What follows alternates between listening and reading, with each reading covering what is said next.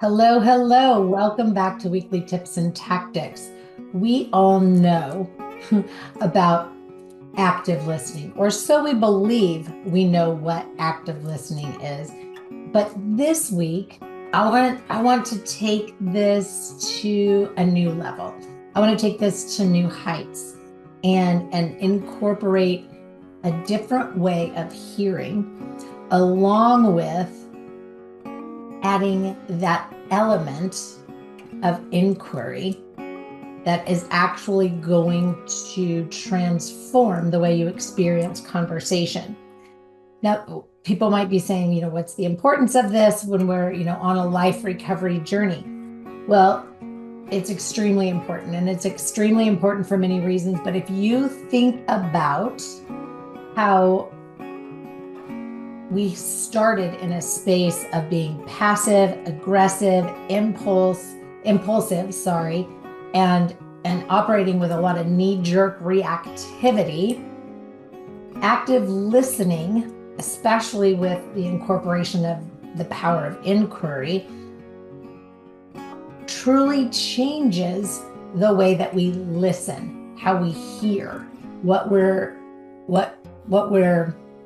aiming to gain in our conversations or in how we experience them. And so if we look at problems in living, a lot of that is because the filters that we hear through aren't working for us effectively, right? They're not keeping out what belongs to somebody else or what isn't for us. It's also not allowing us to translate it in a way that serves us. So if we use some processes that I learned in another area of my personal growth journey, so it was for a different purpose, but the concept itself actually integrates into the work that we do here at Turning Leaves, especially in Evolve. If we incorporate it into the work that we're doing, it fits very well. So if we step into what I've come to know as fertile listening, it adds so much breadth to our communications, right? And so fertile listening is listening for someone in such a way that you can't help but to help them excel in your presence, right? So you're for all intent and purposes choosing to be dedicated to listen for that person's brilliance, for what is already right, good, and perfect about what it is they are saying. So you're only listening with the intention of looking for what is right, what is good, what is perfect or brilliant about what it is they have to say. We're not listening with the intention of offering our input, changes, corrections, direction, etc., which is our natural go-to, especially when we know somebody is asking for advice.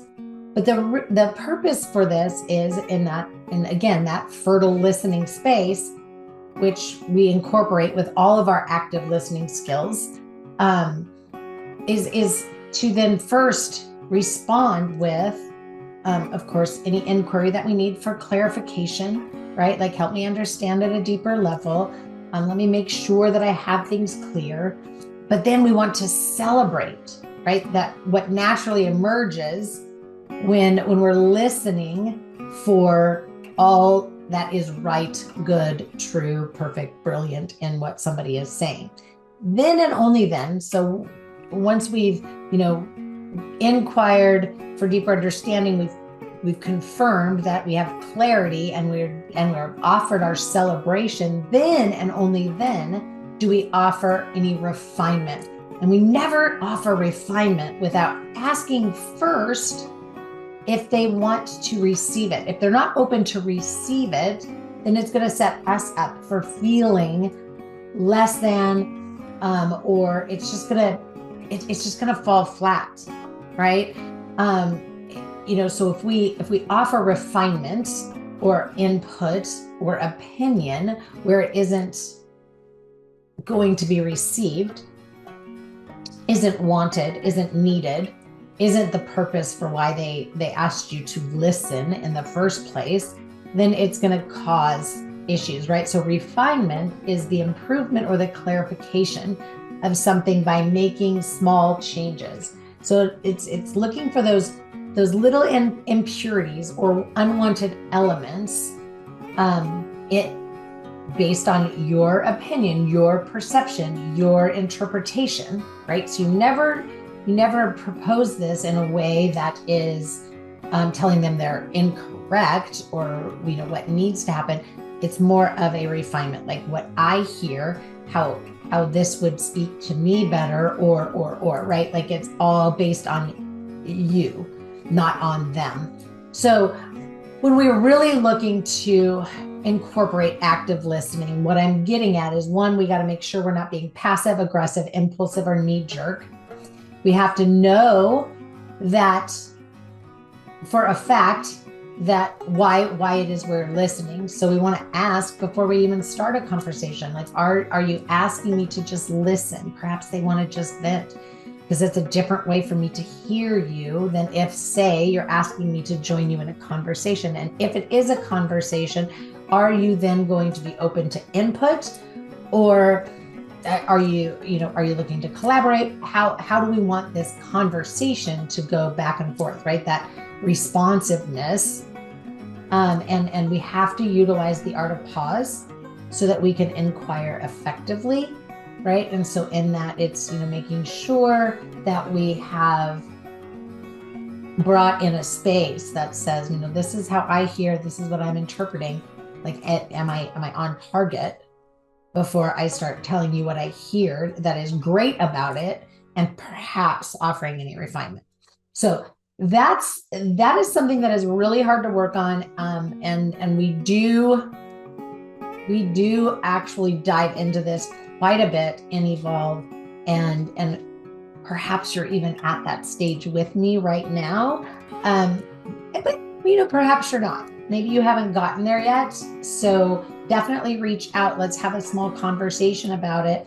Let's chat about how you can start to incorporate these 3 new tactics into your way of operating. Life recovery is not a quick process, right? We always want to be looking at what are my struggles, what are the challenges, what are the concerns, what is the stress, what is the suffering that I need to or am wanting to create transformation around with your relationship with yourself and with your relationship with others. So, you want to know all the different categories: who, what, where, and then what is that perception about what those experiences are, meaning your perception. And it's not always immediately clear.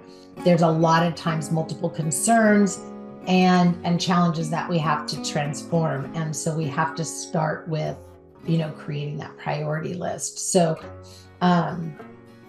always observe in the now. Don't be looking in the past. We want to be observing in the now going forward so that we can implement the tactic effectively. We can't change things that have already happened.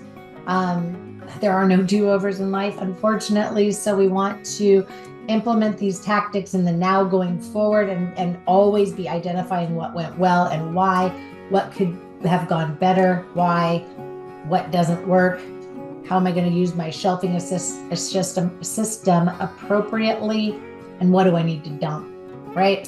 So make sure that you are incorporating a lot of your other skill sets and tactics, the core non-physical feeling check-in, the night hygiene, the shelving system. All are there to serve you with each and every skill set, tactic, method, and modality. I look forward to hearing from you. Talk to you soon.